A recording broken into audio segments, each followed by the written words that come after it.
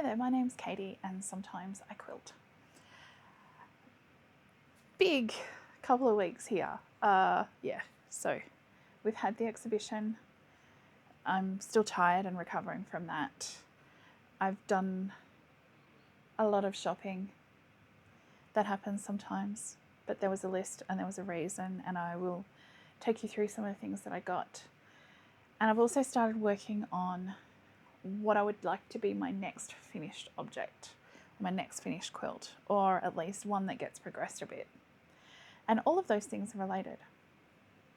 So behind me is a big applique quilt that I am working on. It is called, and I will get the official name, it is called the Chester Criswell quilt by Sharon Barnes.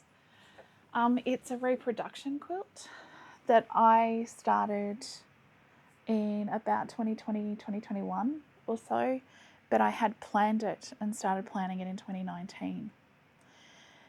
And it is Liberty of London, Tana Lawn, and various backgrounds. Now, the reason why it's on the wall is because I had an opportunity to go shopping and I needed to know what it was that I actually needed. So I've popped it up. I've cut out some more backgrounds, I've taken some away, I've put some new ones in, and then I had a really clear plan about what it was that I needed to buy when I went to Craft Alive here in Canberra. And so I did. And I also picked up some more Liberty. Liliana has got thoughts.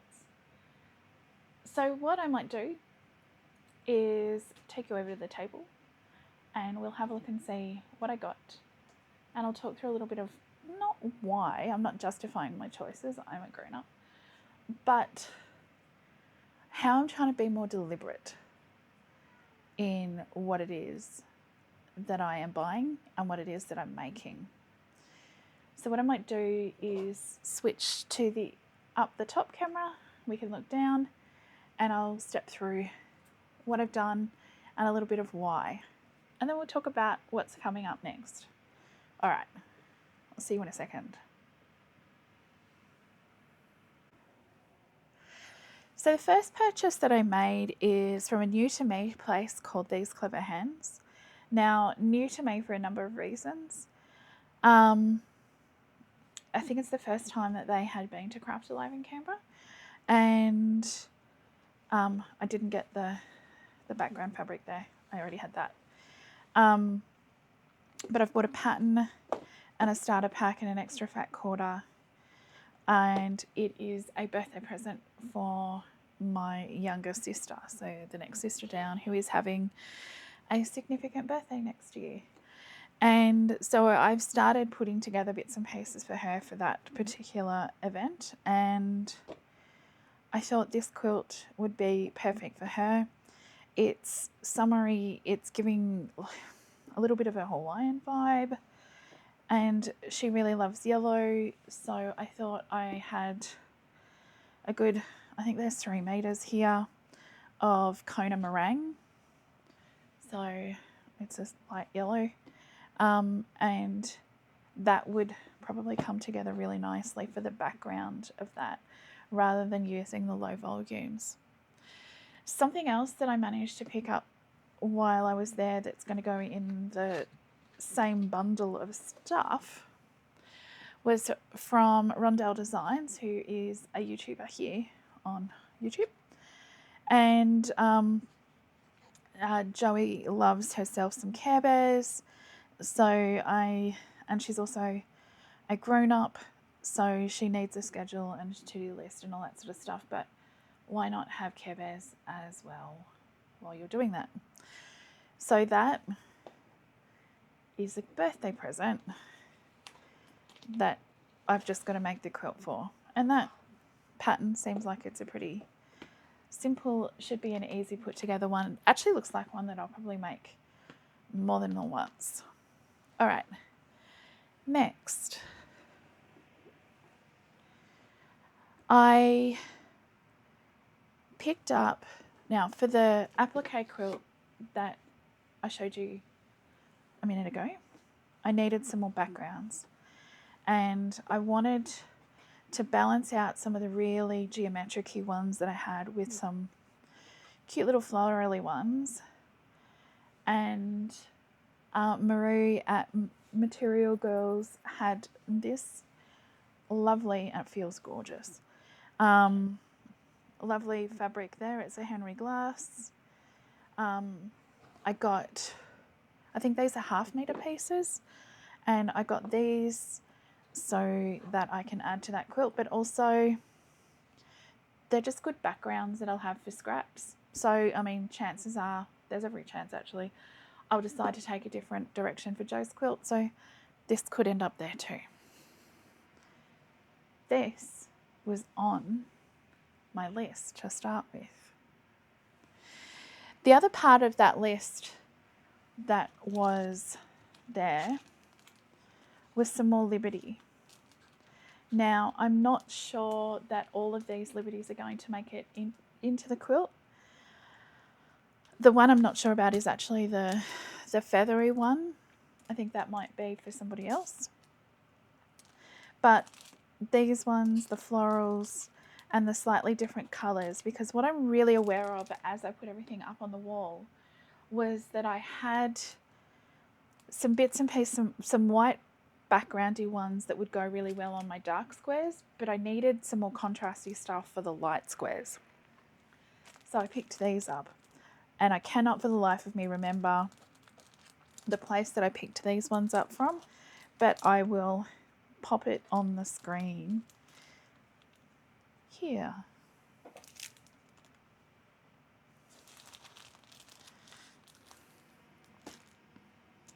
Now, new shops popping up is something that we like to encourage, and Angie and Coco are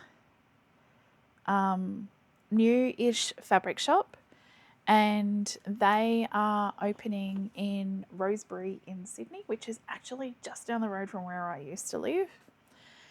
And I picked up some bits and pieces from there. So blender fat quarter. So this fat quarter is for, I'm pointing over that way because that's where the design wall is. This is another background piece for what we're doing there, but I had to, because who doesn't love some dragons? So this is going to be something for me. I'm thinking maybe I need a new Kindle case or something like that to showcase the dragon fabric while we wait for Rebecca Yaros to keep writing. But the team from Angie and Coco were really great to talk to. They're all online, and yeah, they were fabulous.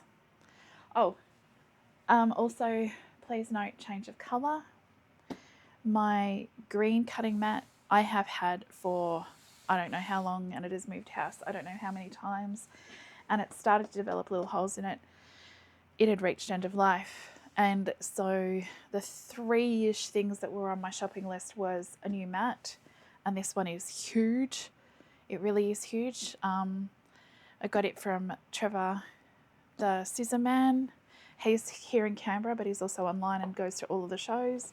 But also he had like a show bag, and because I lost some scissors to the airplane people, I decided I'd spend $30 on a show bag. Now this isn't everything because I don't know where the other things are.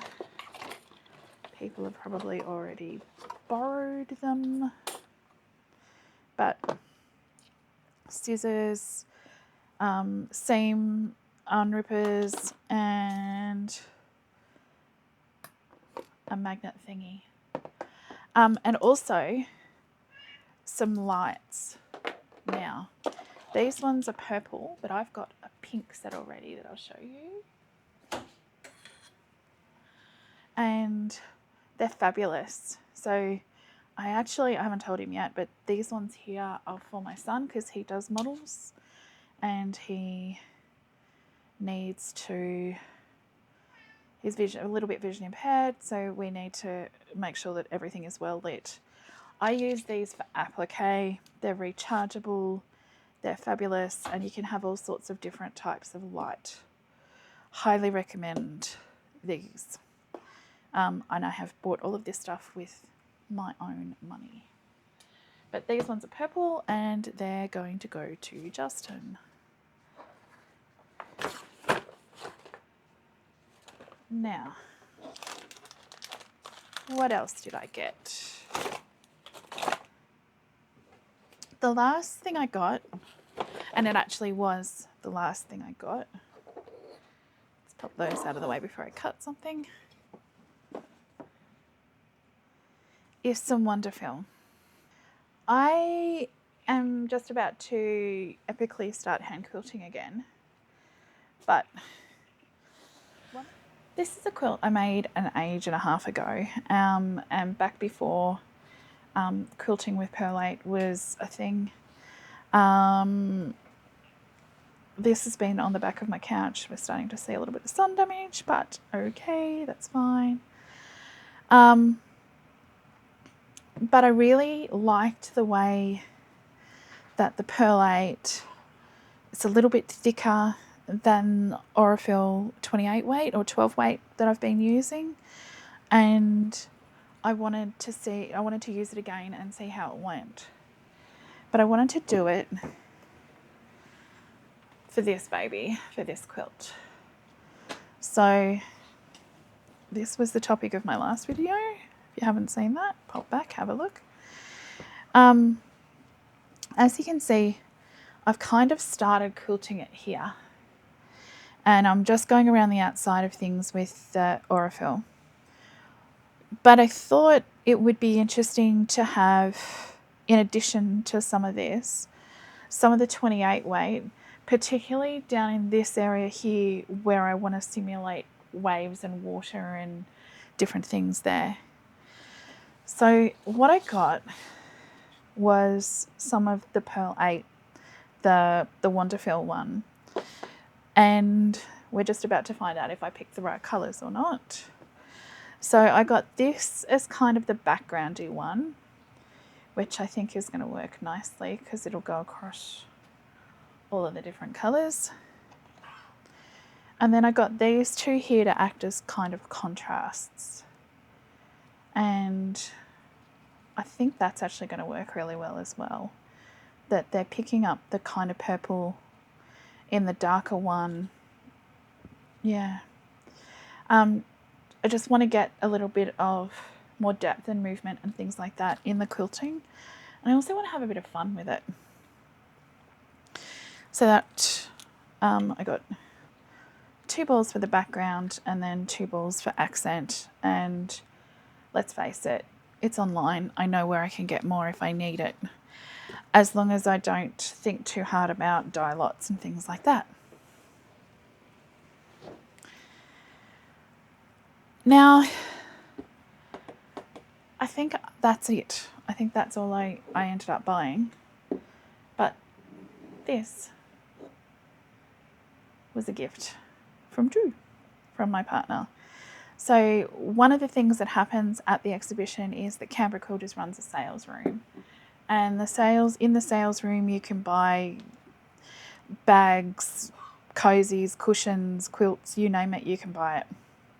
As long as it's a quilted item or it's related to quilting in some way. And there was a whole series of teacups with pin cushions inside them and some decorative pins. And this is what Drew came home with for me. So that's quite cute and I really quite like it. That's all I bought. And I say that it was enough. So that was all of the stuff I bought except for coffee and carrot cake.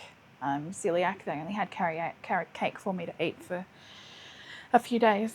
As for the exhibition itself, there is a walkthrough video. There were some absolutely stunning quilts there, and Best of Show winner Lynn Keogh's work is outstanding. and so precise. I think we aspire to get there. Maybe not. I know that there is a quilted within an inch of its life argument there as well, but that's the sort of work that Lynn enjoys doing, and it seems to be the sort of work that the judges like giving ribbons to. As for me, I'm going to keep plugging away with my applique. It's not for exhibition, I don't think. I'm also trying to work my way through a couple of other of my unfinished quilts. So actually next time I might drag them out and show you what I'm thinking. Yeah, let's do that. Meanwhile, I need to probably clean the space up a bit. There is a bit of everything everywhere, as you can well imagine. And I probably need to get on that. If you've made it this far, thank you so much for watching. I don't usually do haul videos, justified shopping or whatever. It's just that it was one of those moments where it had been so long since I'd actually bought anything really, and I had a list, and there were a lot of people there that we don't usually see in this area, particularly specialty thread shops that have a huge range. Not saying that we don't have that, I'm just saying that like being able to pick up perlite and that sort of stuff as well is really unusual for us here in Canberra. Also, the variety of retailers I really quite enjoyed. So that's it for me. I'm going to go and experiment with the stamps, and I'll report back to the class on that and the other things. Thanks. See ya.